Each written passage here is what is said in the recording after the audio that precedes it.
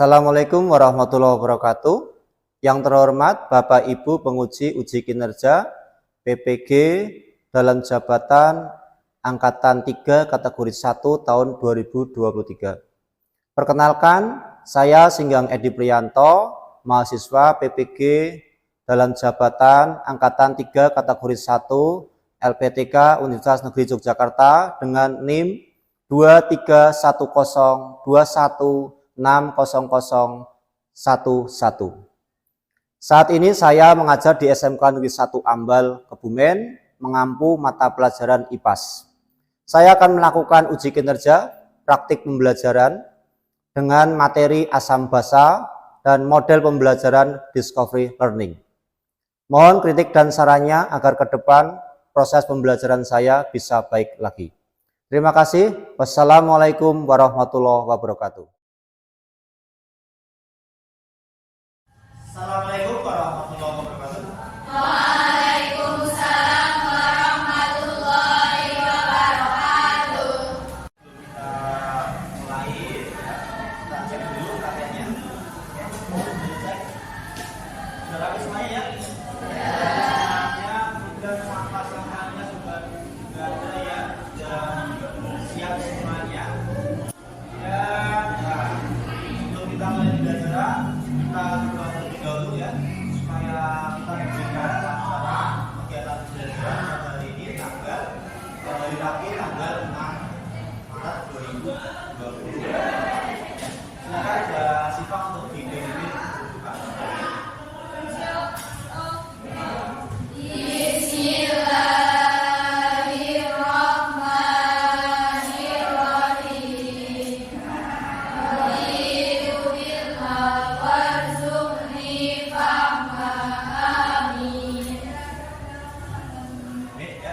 Gimana kabarnya anak-anak untuk siang hari ini? Apakah semangat? Semuanya sehat? Oke, terima kasih. Ya, kemudian kita cek kehadirannya ya. Setelah kita cek rangkaiannya, kemudian kita cek kehadirannya, kita absen dulu. Tolong nanti yang saya panggil untuk presiden ya, untuk angkat tangannya. Anggi? Hadir. Oke. Devina? Hadir. Oke. Berapa? Maya pun? Hadir. Oke. Happy? Hadir. Selfie? Hadir. Oke. Sudah hadir semuanya ya. Hari ini tidak ada yang izin maupun sakit. Alhamdulillah. Hari ini di tanggal 6 Maret tahun 2024 kita pembelajaran dengan semuanya berangkat semuanya. Untuk selanjutnya setelah kita mengecek kehadiran, mari kita ya saya akan memberikan motivasi ya, motivasi kepada kalian. Ya. Nah, ini ada gambar apa itu? Ya. Nah, ini apa? Motivasi buat kalian hari ini jadilah seperti sport. Ya. Kenapa seperti sport? Karena sport itu mampu menyerap banyak air. Jadi jadilah seperti sport, serap itu sebanyak mungkin. Air yang diserap sport itu ibaratnya adalah air. Maka kalau kamu seperti sport itu akan bisa menyerap banyak air. Nah ya. Selanjutnya saya akan berikan sebuah persepsi, yaitu pada pertemuan sebelumnya kita sudah mempelajari mengenai unsur dan senyawa. Ingat ya, pada pertemuan sebelumnya kita sudah belajar mengenai unsur dan senyawa. Sekarang saya tanya, yang tahu tidak apa perbedaan unsur dan senyawa? Atau yang tahu tunjukkan jari. Oh Faya, tolong ya silakan. Unsur adalah zat tunggal yang tidak dapat diuraikan kembali. Ya oke, betul sekali. Unsur adalah zat tunggal yang tidak dapat diuraikan lagi. Ya apa? Secara proses kimia biasa. Ya, berarti apakah masuk zat diuraikan lagi? Bisa, tapi dengan reaksi kimia yang lebih umum. Ya. Nah, ini baru unsur. Sekarang senyawa. Apa itu senyawa? Siapa yang bisa memberikan? Oh ya, berarti Vina. Zat yang masih dapat diuraikan menjadi zat kimia.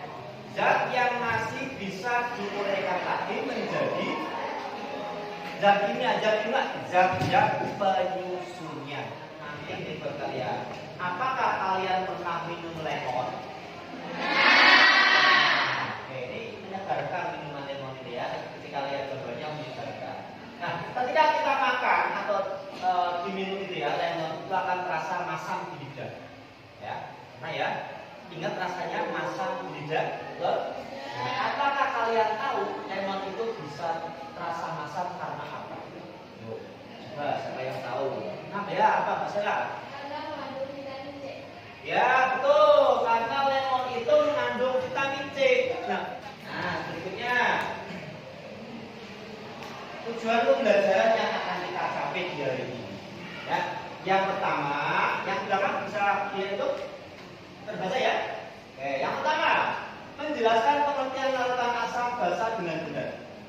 Ya, kedua menganalisis sifat larutan asam dan basa dengan benar. Dan yang terakhir menumbuhkan atau membiasakan sikap bernalar kritis dan bekerja sama dengan peserta didik melalui kegiatan eksperimen dan diskusi kelompok. Jadi kegiatan ini, diskusi ini nanti akan melatih kalian untuk bekerja sama dan bernalar kritis sesuai dengan profil pelajar Pancasila.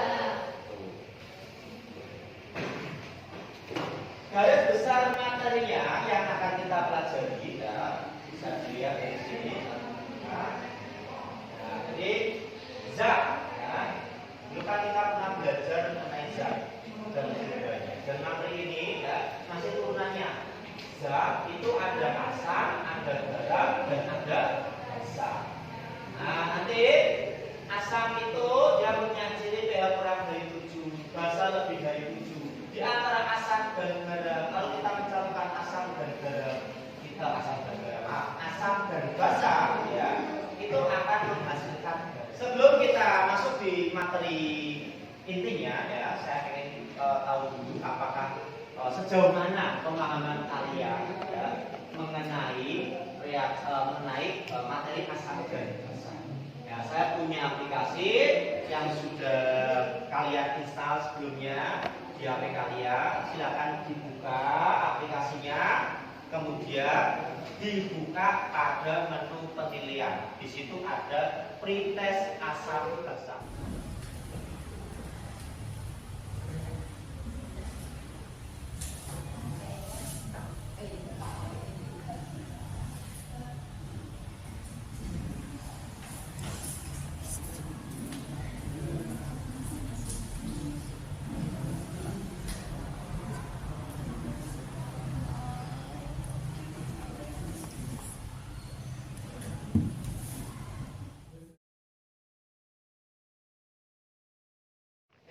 Sudah kamu kerjakan, berikutnya kalian ada saya saksikan stimulus. Ya, itu ada gambar apa itu?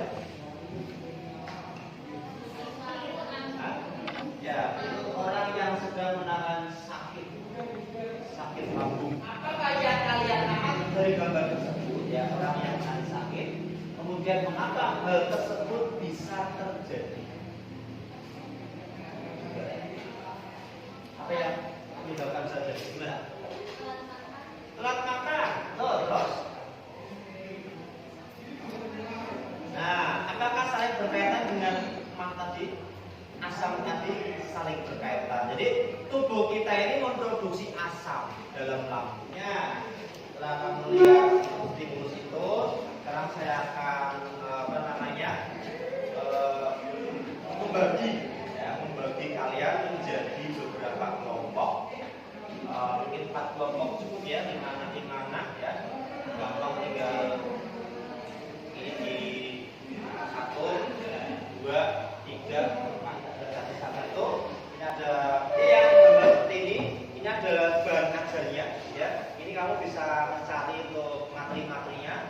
Kemudian yang seperti ini ya, ini adalah ini LKPD-nya. Di situ ada dimulai dari stimulus, kemudian ada pertanyaan-pertanyaan, tolong dijawab. Gitu. Oke. Problem statement ini kalian untuk mengidentifikasi masalah. Nah, itu masalah-masalah ini ya dari ini ya ada gambar tadi. Silakan kamu tuangkan nanti di lembar kerja ini ya. Untuk masalah-masalahnya yang kaitan dengan statement tadi atau stimulus tadi. Sabun ada 2, kemudian ini ada apa ini? Soda kue ada 12, air teh ada 12. Oke, nah ini nanti bisa gantian ya, misalkan ini satu kelompok. Nanti kelompok yang sana tukeran ya, tukar aja.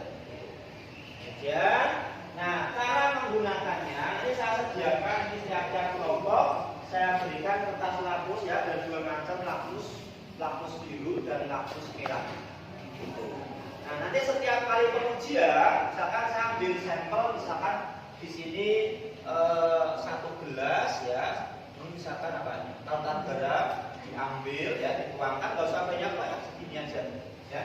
Nah terus ini sampel ini kita celupkan ini ya, kertas lapus ini kita celupkan, ini celupkan.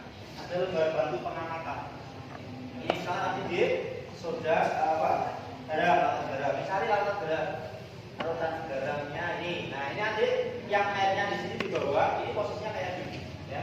Nah tempel di sini, ya, taruh aja.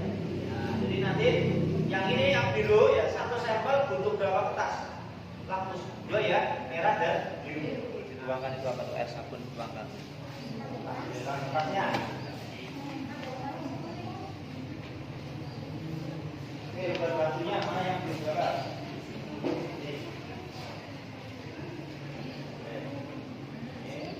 Terus kertas lapusnya yang belum ya.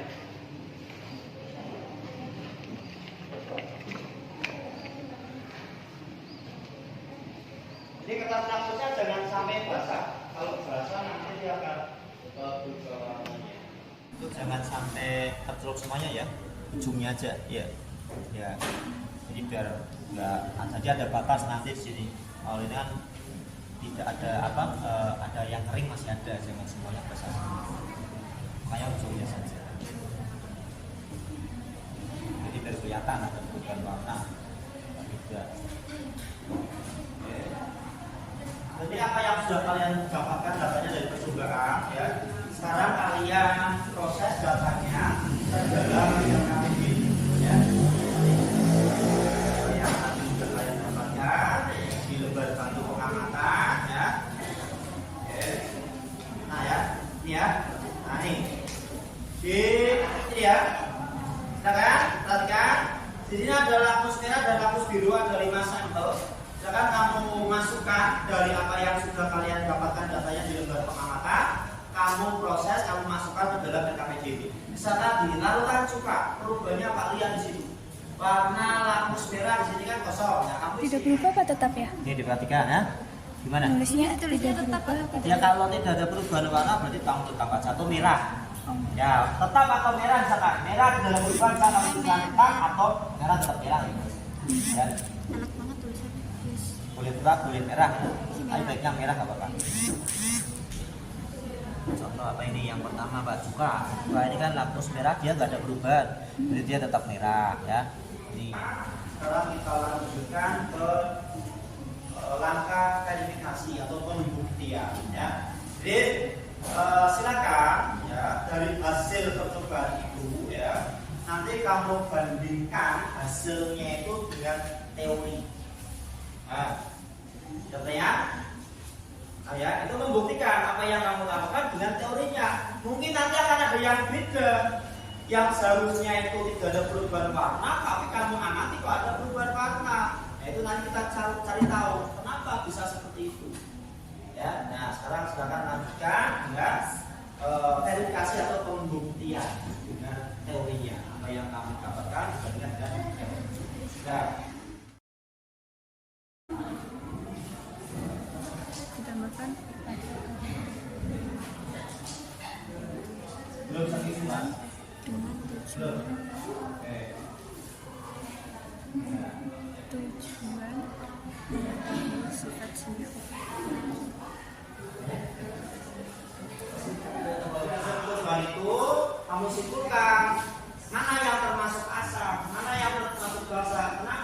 dia asam, kenapa dia basa seperti itu? Ya, silakan cari di tulis di kolom yang sudah disediakan, kolom kesimpulan.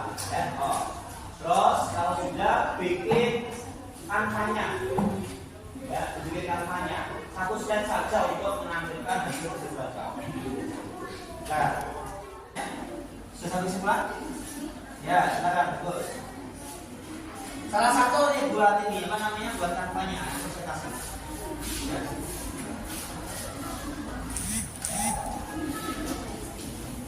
Ya, satu slide atau dua slide cukup.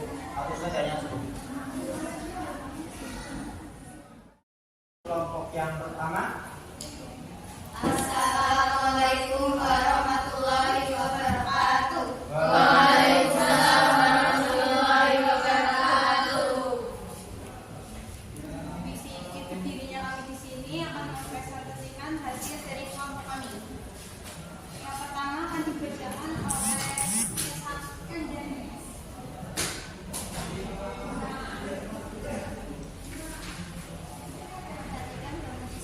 Yang keras, yang keras.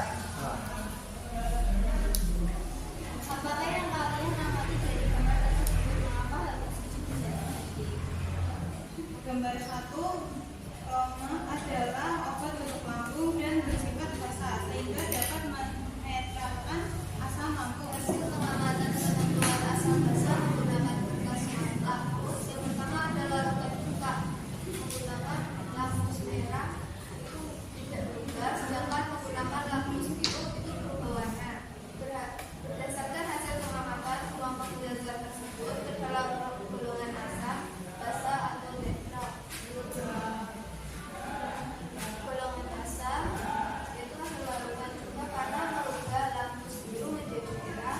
Golongan basa ada lakukan soda kue karena merubah lambus merah menjadi biru. Golongan netral ada air sabun, larutan berat tidak berubah warna.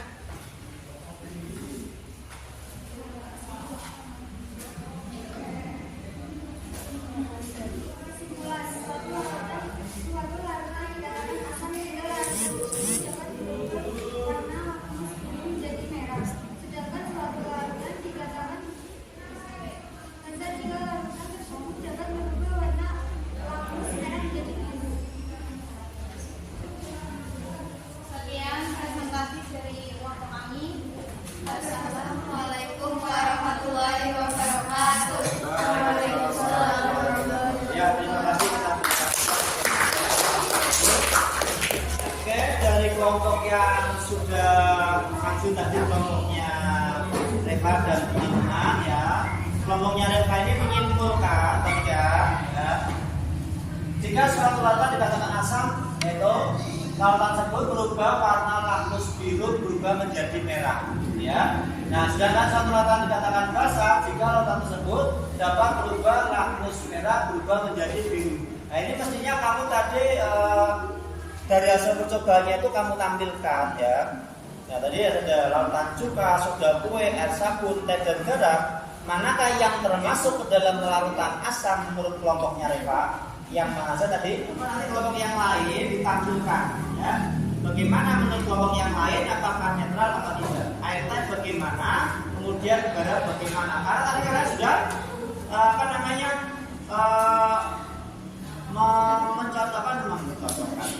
membandingkan, ya, membandingkan dengan daftar usahakannya atau referensinya, gitu. Saya kira nanti akan berbeda, ya. Oke, kelompok yang lain silakan nanti untuk maju menampilkan hasil pekerjaannya, gitu. Oke.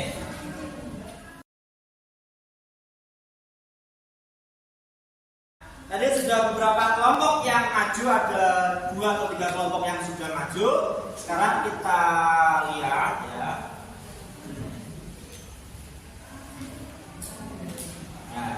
Nah, kita lihat asam basa itu apa? Apa juga? Asam adalah zat yang jika dalam air akan melepaskan ion hidrogen atau H positif. Ini menurut teorinya Arrhenius, ya. Jadi asam itu dia di dalam air dia akan melepaskan ion H positif. Nah, yang seperti apa? Nih, contoh ya, tadi ada apa? Orang sakit perut ya. Nah, orang sakit perut itu di dalam lambungnya ada apa ya? Ada asamnya, asam apa? Asam lambung atau asam klorida. Nah, asam klorida itu kan rumusnya HCl. Nah, bagaimana itu positifnya ini? Di dalam air atau yang apa senyawa HCl ini akan terionisasi menjadi H positif dan Cl negatif. Nah, inilah yang memberikan sifat asamnya. Nah, contohnya itu ada cuka, es jeruk, lemon, vitamin C, kemudian ada minuman bersoda, kemudian ada asam lambung ya, tadi di dalam asam lambung ada Cl. Ya. Nah, berikutnya basa. Basa itu apa? Suatu zat yang jika dalam air dapat melepaskan ion hidroksida. Apa itu ion hidroksida? NOH diionkan akan menjadi N positif plus OH negatif. Itu rumusnya. Nah, sekarang saya contohkan di dalam lambung tadi ada Cl. Untuk netral HCl tadi pakai apa? Obat ya, obat asam lambung. Dalam obat itu dia ada senyawa MgOH kali namanya magnesium hidroksida. Ya, di sini akan terion menjadi Mg2 positif ditambah dengan 2OH negatif. Nah, inilah yang memberikan sifat basa. Itu bedanya kita apa? Garam adalah senyawa ionik terdiri dari ion positif atau kation dan ion negatif. Ya, sehingga membentuk senyawa netral tanpa bermuatan. Itu garam. Garam terbentuk dari hasil reaksi asam dan basa. Pokoknya kalau asam dan basa bereaksi itu akan menghasilkan bisa ngerti? Nah, sabun juga sama. Sabun itu dia reaksi antara asam dan basa. Hasilnya adalah garam. Sabun itu juga garam. Apa sabun itu bisa bersifat apa? Kalau kita itu akan berubah menjadi biru sekarangnya, karena reaksi antara asam dan basa pada sabun itu masih menghasilkan sisa basa pada sabun itu sendiri. Jadi bukan berarti sabun itu termasuk basa, bukan.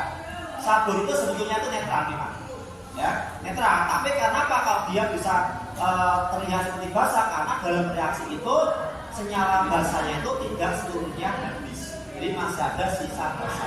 Jadi bersifat agak basa. Gitu. Contoh garam, ada NaCl atau natrium klorida atau garam dapur, kemudian ada natrium bikarbonat. Itu yang kalian sebut dengan baking soda itu juga garam. Natrium bikarbonat. Sini ada tanda. Kamu sudah tahu asam, basa dan garam. Masing-masing sudah tahu bedanya. Garam itu bedanya berapa?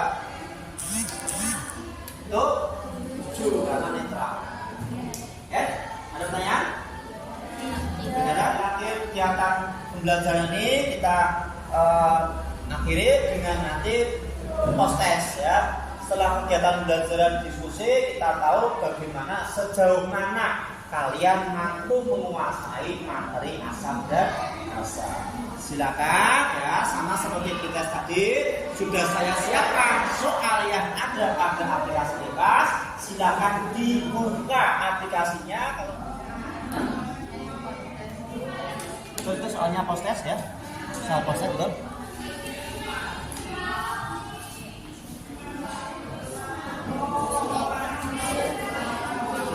Simulasi.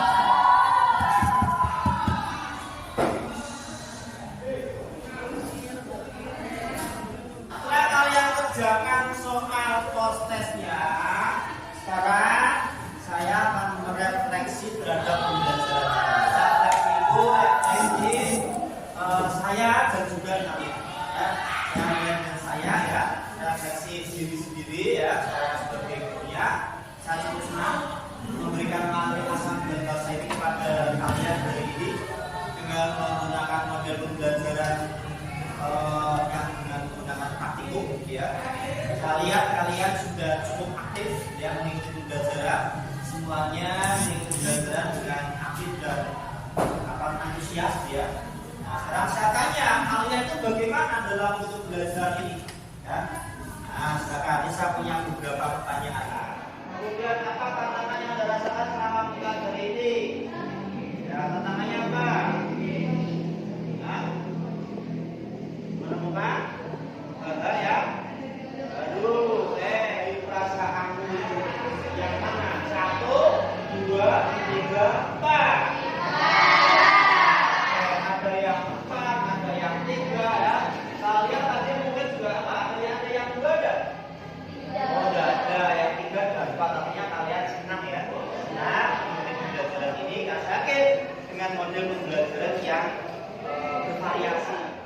mari kita tutup pembelajaran hari ini dengan berdoa.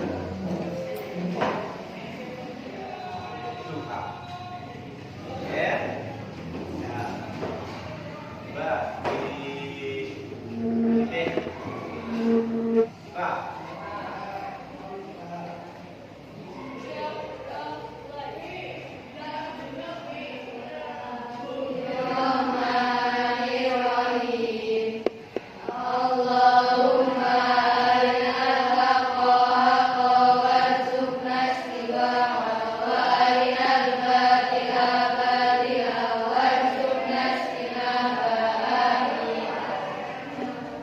Oke, dan selanjutnya kita akan belajar mengenai pemisahan campuran.